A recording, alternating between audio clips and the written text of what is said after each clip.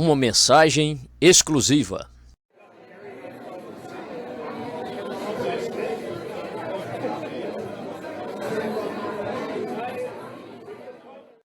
Ora, naqueles dias, crescendo o número dos discípulos, houve uma murmuração dos gregos contra os hebreus, porque as suas viúvas eram desprezadas no ministério cotidiano. E os 12, convocando a multidão dos discípulos, disseram: Não é razoável que nós deixemos a palavra de Deus e sirvamos às mesas. Escolhei, pois, irmãos, dentre vós, 7 varões de boa reputação, cheios do Espírito Santo e de sabedoria, aos quais constituamos sobre este importante negócio. Mas nós perseveraremos na oração e no ministério da palavra. Atos 6, versos 1 a 4. Voltamos pela terceira vez a considerar os versículos iniciais do capítulo 6 de Atos e sua importantíssima mensagem. Terminei o nosso estudo anterior dizendo algo em geral acerca do conteúdo da grande mensagem da Bíblia, e é nesse ponto que retomamos o assunto. Vimos que, em primeira instância, o Evangelho é sempre uma mensagem que começa por Deus. Como homens e mulheres, diferimos em muitos aspectos. Diferimos na nacionalidade, na aparência, em nossos antecedentes, em nossa capacidade ou falta dela, em quanto dinheiro temos. E temos muitos problemas diferentes. Todos nós nos preocupamos com as nossas dificuldades e diferenças particulares. Mas é aí que todos nós estamos cometendo um erro. O que é importante é o que temos em comum. E o que temos em comum é a nossa situação na presença de Deus. No momento em que nos damos conta disso, vemos que todas essas outras questões são relativamente superficiais, por grandes que pareçam. Todos nós ocupamos a mesma posição, todos nós estamos face a face com Deus. E é justamente neste ponto que a mensagem entra. Foi isso que fez com que estes apóstolos sentissem que tinham que continuar falando a todo mundo sobre o Evangelho. Já vimos que eles foram detidos, atirados numa prisão e postos em julgamento diante do tribunal. Além disso, o grande sinédrio proibiu-os repetidamente de falarem ou ensinarem no nome deste Jesus. O sinédrio fez tudo o que pôde para pôr fim nesta pregação. E ali estavam agora estes gregos inconscientemente servindo de instrumentos do diabo e tentando dizer a mesma coisa. Eles disseram: Por que vocês não cuidam deste problema das nossas viúvas? Por que não dedicam todo o seu tempo a isto? Há só uma resposta às objeções do sinédrio e dos gregos. A pregação tem que vir em primeiro lugar. Por quê? Por causa da glória da mensagem, por causa da sua singularidade e porque a humanidade necessita desta mensagem antes e acima de toda e qualquer outra mensagem. Isso não é dizer que as outras coisas não são importantes. Naturalmente que são. A saúde é importante, ter alimentos suficientes é importante. Lembre-se, porém, disto: que aproveitaria o homem ganhar todo mundo e perder a sua alma? Marcos 8,36. De nada adianta você se livrar de todas as suas dores e penas e de todos os seus problemas pessoais, pois não poderá evitar o dia do juízo futuro tão claramente exposto pelo escritor de Hebreus. Aos homens está ordenado morrerem uma só vez, vindo depois disso o juízo. Hebreus 9:27. E quando você estiver em seu leito de morte, não importa muito o que tiver posto você lá. Se foi uma pneumonia galopante ou um câncer que corrói os órgãos vitais e os seus problemas pessoais, não terão mais a mínima importância. Tudo se torna irrelevante. A única questão que importa é: que aproveitaria ao homem? Não disseram os apóstolos.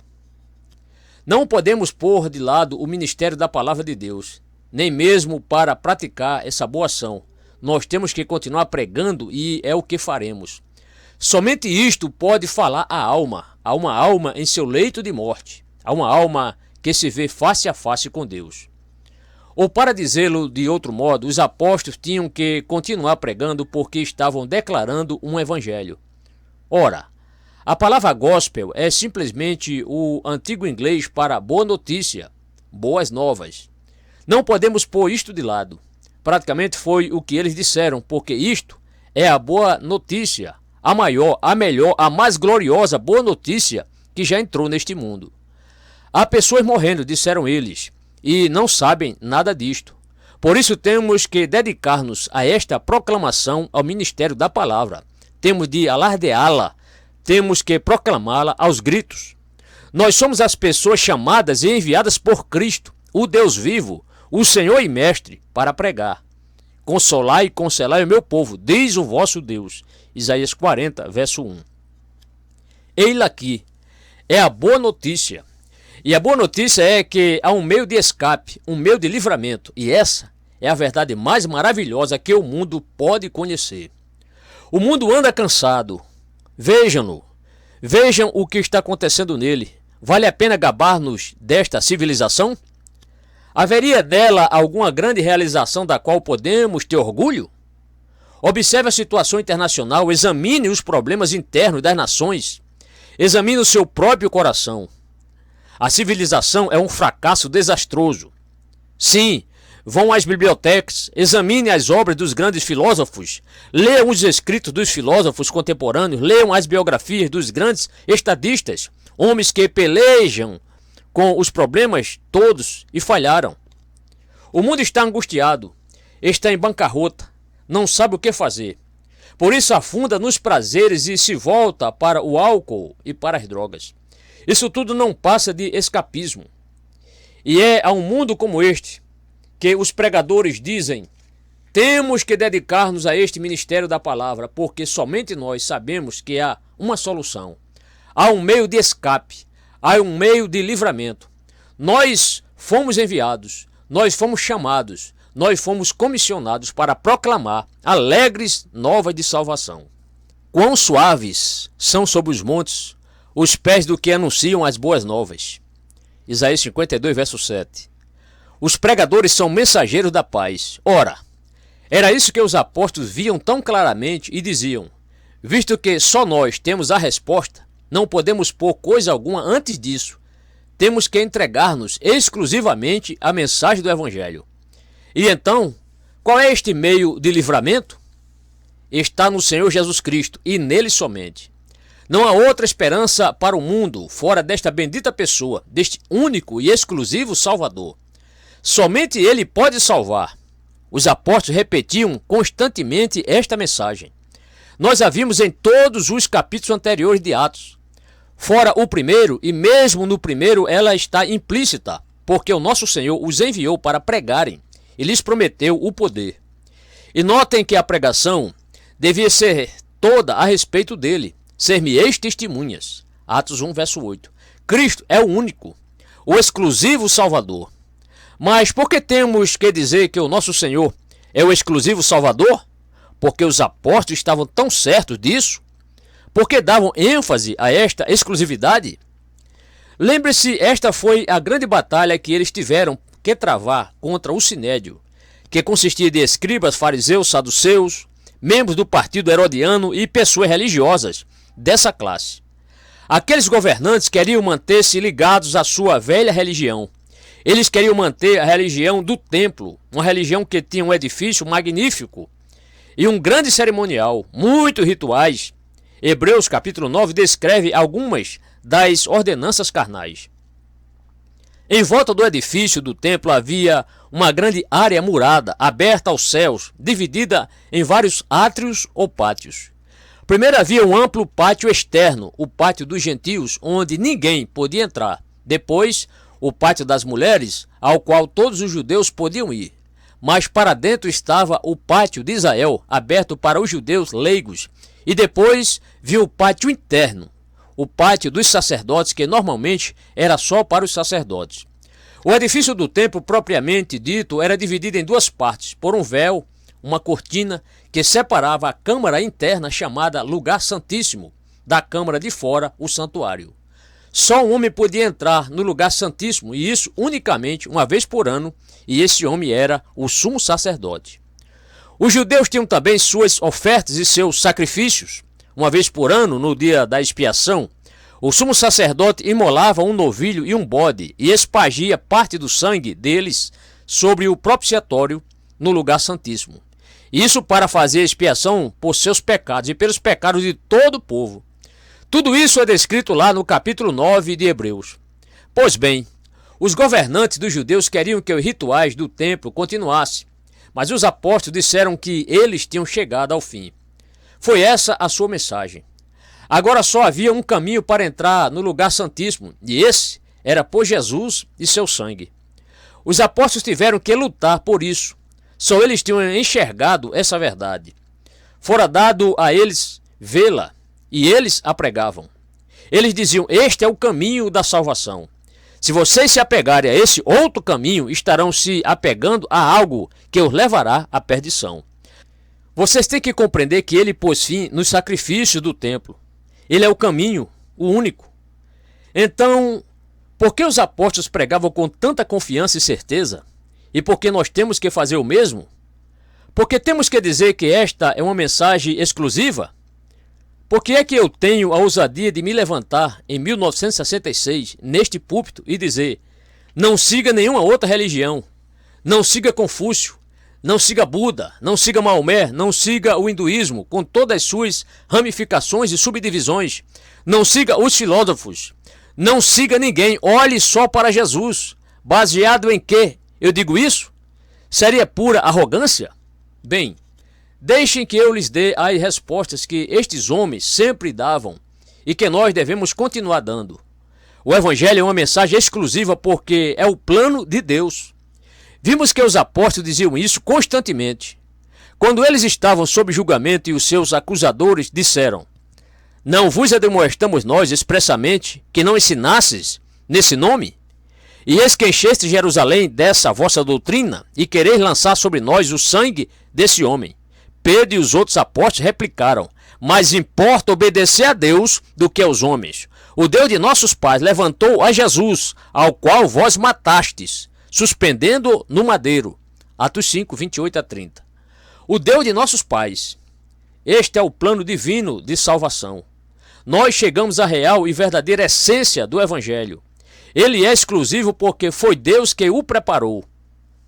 O apóstolo, como tantas vezes se dá, expressa isso de maneira particularmente clara.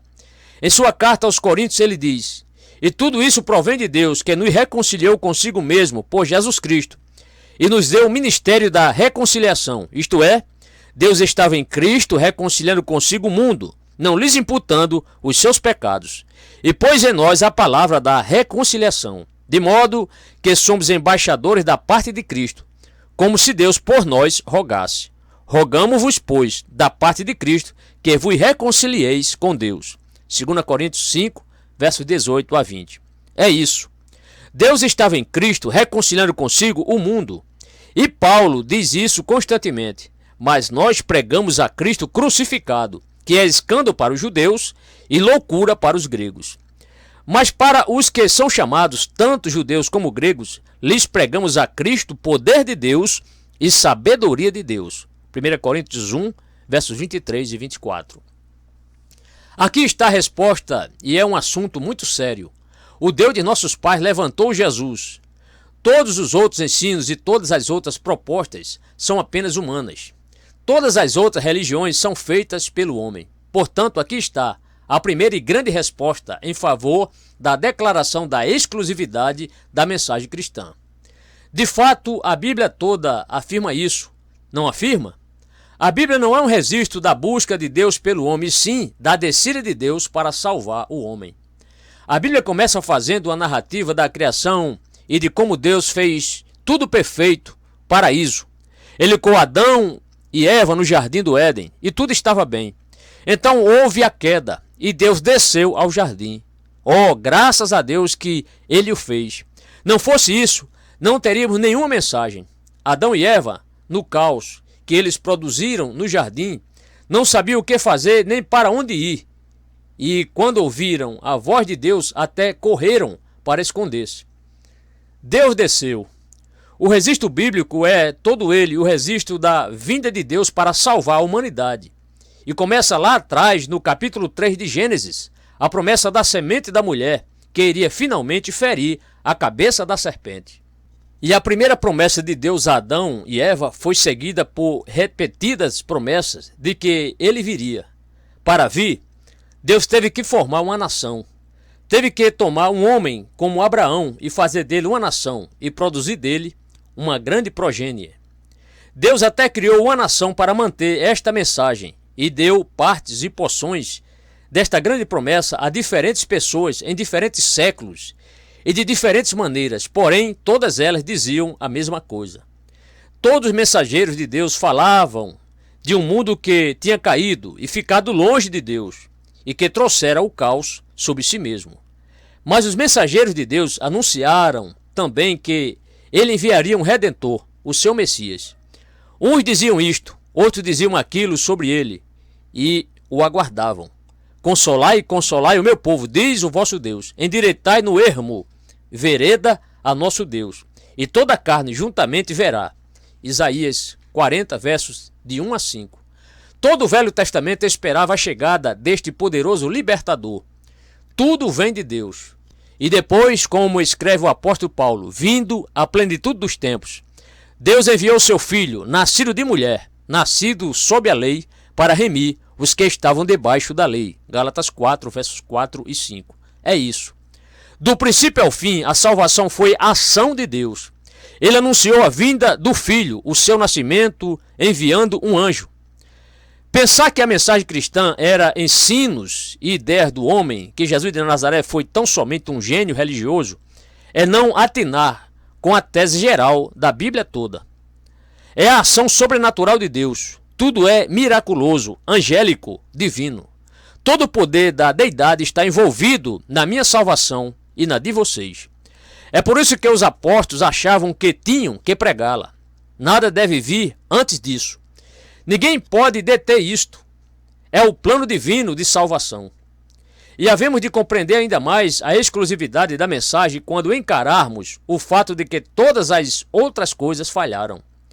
Aí está a importância de conhecer o Velho Testamento.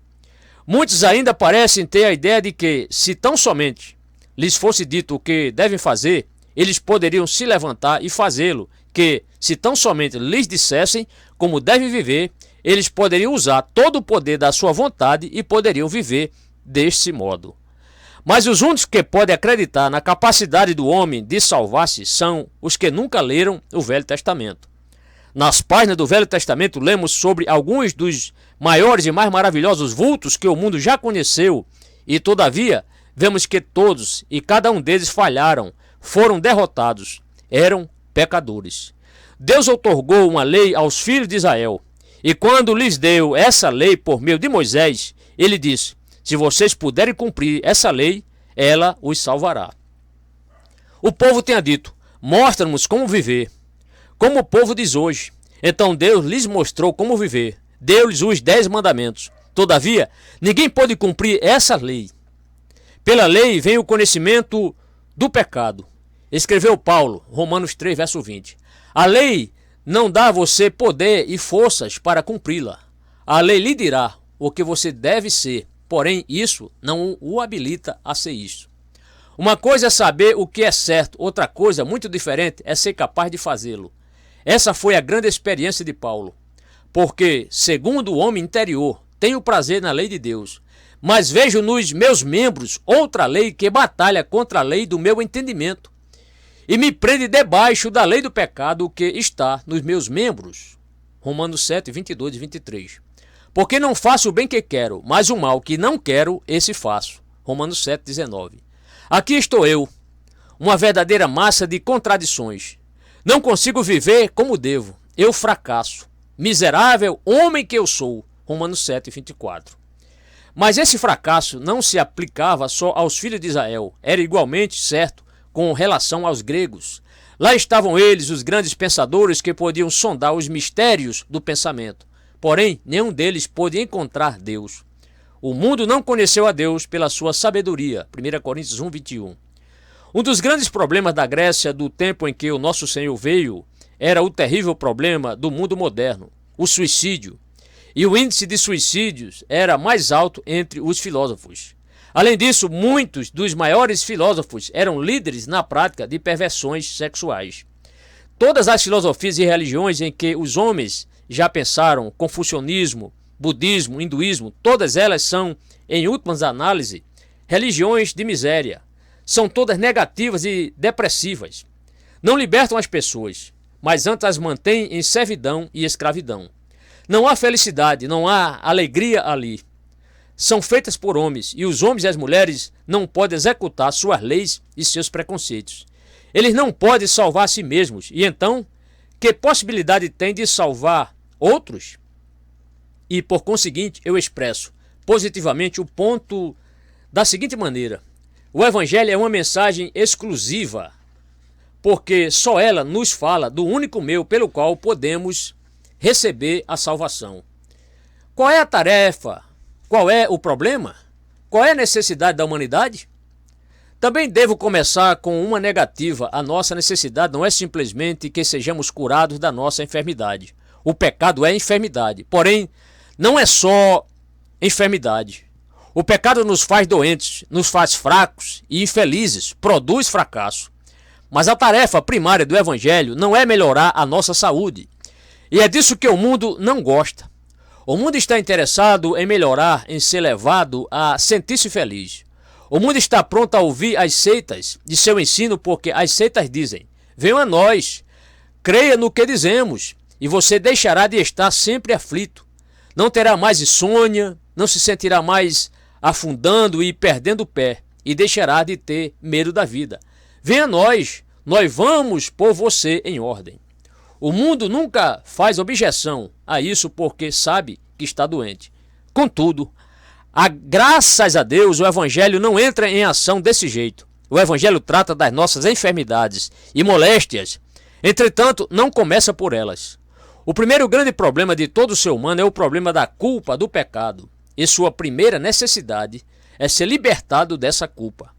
Se não começarmos por aí, o que consideramos como Evangelho nada mais é que uma técnica psicológica que nos faz sentir-nos um pouco melhor no momento.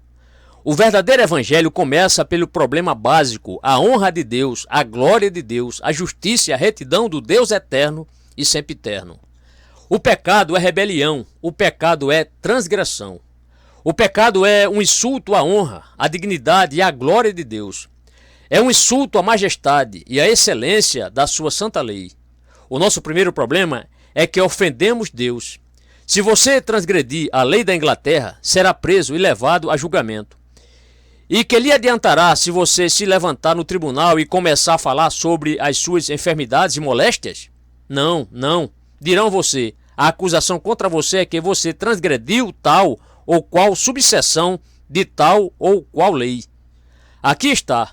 Esta é a acusação, e você tem que responder a ela. E a acusação que é apresentada contra cada um de nós é que temos insultado Deus. Sua glória e sua honra vêm primeiro. Deus, em sua infinita glória, criou os homens e as mulheres para si. Nas palavras do breve catecismo, o fim principal do homem é glorificar a Deus e gozá-lo para sempre. Esse é o propósito para o qual fomos criados, e todos nós temos falhado. Somos todos culpados diante de Deus, pois todos pecaram e destituídos estão da glória de Deus. Romanos 3:23. Ora, para que vocês não pensem que eu estou apenas exprimindo as minhas opiniões teológicas sobre esta questão, considere as palavras do nosso Senhor. Quando um advogado se aproximou dele e perguntou: qual é o grande mandamento da lei?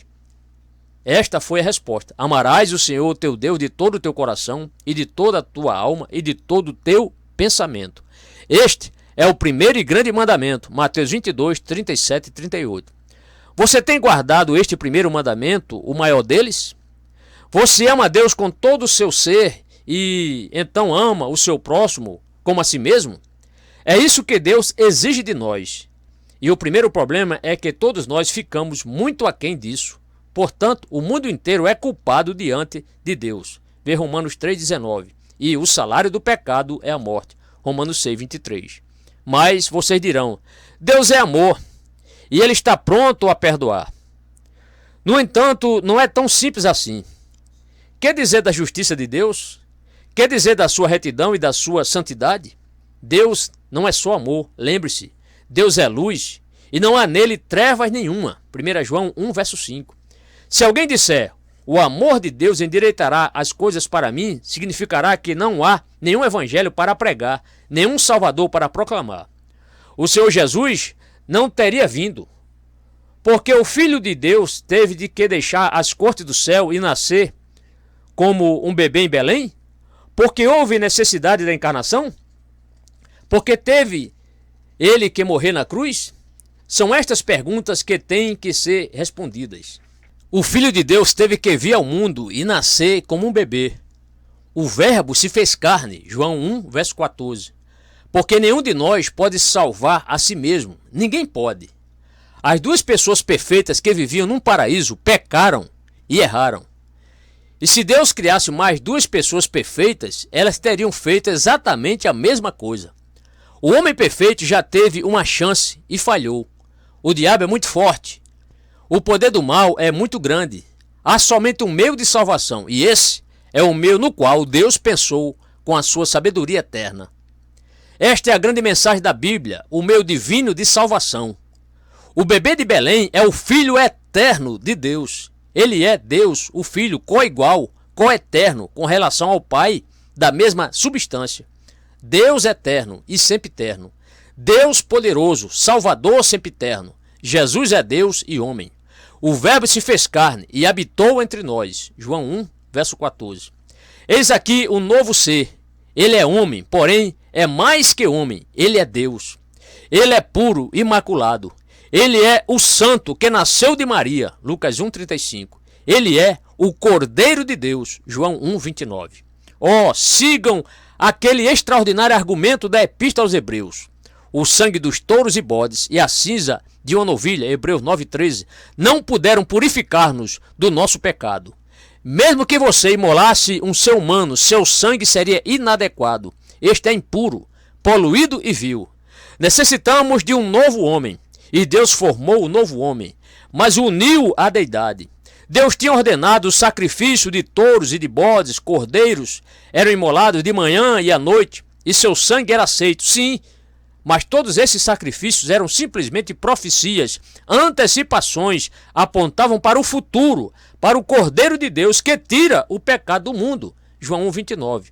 E o Cordeiro de Deus é o Filho de Deus. Mas o Filho de Deus teve que tornar-se homem porque nós somos humanos. Ele precisava ser humano para salvar-nos. Deus não poderia salvar simplesmente aparecendo. Ele vem e se torna carne. E assim fica sendo o nosso representante. E, contudo, o homem não basta. Se algum homem pudesse salvar-nos, a encarnação nunca teria ocorrido. Mas algo é necessário. E existe algo mais. Deus e homem. A deidade dá garantia à condição humana e a eleva neste elo indissolúvel. O Senhor Jesus Cristo é suficiente para levar sobre si a punição, para passar pela morte e ressurgir a fim de redimir-nos, para nos representar perante Deus e para nos apresentar no fim perfeito em sua santa presença. Essa é a mensagem. E só é verdadeira com respeito a Ele, com respeito a ninguém mais. Não estou fazendo pouco caso da grandeza dos outros líderes religiosos. Vocês podem elogiar os seus exemplares, tudo bem. Não brigo com vocês. Mas tudo o que eu digo é isto. Nenhum deles pôde salvar a si mesmo, menos ainda salvar-me. Por isso a mensagem ao Sinédrio foi: o Deus de nossos pais levantou a Jesus, ao qual vós mataste, suspendendo no madeiro. Deus com a sua destra o elevou a príncipe salvador para dar a Israel o arrependimento e a remissão dos pecados, o perdão dos pecados. Os apóstolos disseram: temos que continuar pregando. Temos a única mensagem que pode salvar todo e qualquer indivíduo. Deus abriu um caminho de fuga, um caminho de salvação, um caminho de libertação, um caminho de perdão, e fez isso enviando seu único filho ao mundo, na semelhança da carne pecaminosa. Esta era a mensagem do Evangelho. O Filho de Deus humilhou-se e se fez homem. Ele a si mesmo se esvaziou. Filipenses 2, verso 7. Ele foi esbofeteado pelo mundo, como nós, em tudo foi tentado. Hebreus 4, 15. mas nunca pecou, suportou tudo, suportou tais contradições dos pecadores contra si mesmo. Hebreus 12, verso 3. E manifestou o firme propósito de ir a Jerusalém. Lucas 9, 51. Seus seguidores o advertiram de que Herodes esperava por ele, que os seus inimigos estavam conspirando para apanhá-lo. Não vais, disseram eles, fica longe de lá. Contudo, nosso Senhor sabia que a sua morte em Jerusalém era o único meio pelo qual um só indivíduo que fosse poderia ser salvo. Venham comigo por um momento ao jardim do Getsêmani e vejam-no ali sozinho, suando gotas de sangue. Ouçam o que ele está dizendo. Pai, se queres, passa de mim este cálice. Todavia não se faça a minha vontade, mas a tua. Lucas 22, verso 42. Ele pergunta, este é o único meio? E a resposta vem de volta, sim, é. E o nosso Senhor diz que está disposto, que está pronto. Ele atravessa o ribeiro de Cedron e vai para o Calvário. Como um cordeiro foi levado ao matadouro. Isaías 53, verso 7. Não se defende. Vai em visível fraqueza e desvalimento. E eles o cravam no madeiro. O que é que está acontecendo aqui? Apenas homem entendendo mal, não reconhecendo um grande líder e mestre? Não, não. É Deus que, aquele que não conheceu o pecado, o fez pecado por nós, para que nele fôssemos feitos justiça de Deus. 2 Coríntios 5, 21. O profeta Isaías escreveu, nós o reputamos por aflito, ferido de Deus e oprimido. Isaías 53, verso 4. É o Pai que o está ferindo. É Deus que está derramando sua ira sobre ele. É Deus punindo os nossos pecados na pessoa do seu próprio Filho. E assim, Pedro escreveu, levando ele mesmo em seu corpo os nossos pecados sobre o madeiro, para que, mortos para os pecados, pudéssemos viver para a justiça, e pelas suas pisaduras fostes sarados. 1 Pedro 2, 24. Esse é o sentido da morte do Filho de Deus no Calvário. Essa foi a mensagem pregada pela igreja primitiva, pelos apóstolos, Jesus Cristo e esse crucificado. 1 Coríntios 2, verso 2. Cristo, poder de Deus e sabedoria de Deus. 1 Coríntios 1, 24. A cruz. Estas foram as últimas palavras do nosso Senhor na cruz. Está consumado. João 19, verso 30. Que é que foi consumado? Ele tinha consumado o trabalho de levar sobre si o castigo dos meus pecados e os de vocês. Ele tinha passado por tudo aquilo. Ele tinha bebido o cálice até as escórias. E não ficara mais nada que fosse necessário fazer. E a prova absoluta é a ressurreição.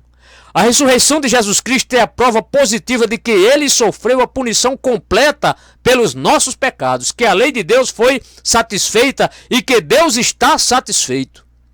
Na ressurreição, Deus declara que o seu Filho terminou e completou a obra, o qual por vossos pecados foi entregue e ressuscitou para nossa justificação. Romanos 4, 25. E o nosso Senhor ressuscitou. Ele se manifestou aos apóstolos e a outras testemunhas escolhidas. Depois, durante 40 dias, e na presença dos apóstolos, o nosso Senhor ascendeu do Monte das Oliveiras ao céu. E ali apresentou o seu sangue. Depois assentou-se à destra da majestade de Deus na glória sempre eterna. E ali, ele agora está assentado. E ali reina. E ali espera até que Deus o envie de volta para completar esta grande redenção e restituir um universo renovado a Deus, o Pai.